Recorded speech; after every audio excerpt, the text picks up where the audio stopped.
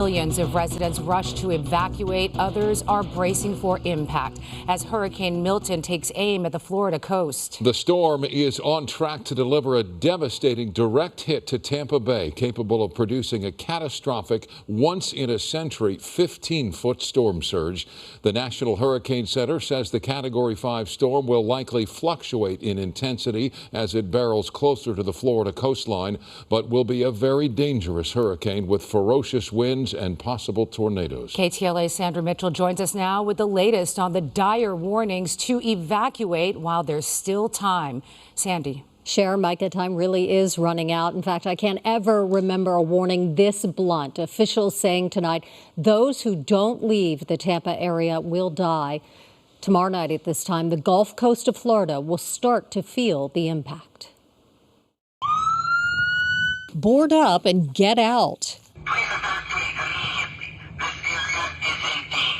A warning for the central Gulf Coast of Florida. Monster storm Milton is just hours away. If you're going to get out now. You have time today. Time will be running out very shortly. It could be one of the most destructive storms in a century. The red intensity getting stronger and bigger. President Biden warning Floridians if they don't evacuate, they could be killed. It's a matter of life and death, and that's not hyperbole. It's a matter of life and death. Millions have jammed highways exiting the Gulf Coast, and about 1 out of 6 gas stations across the state have run out of fuel. We've authorized Florida highway patrols to escort with the sirens so they get there quicker major fuel trucks.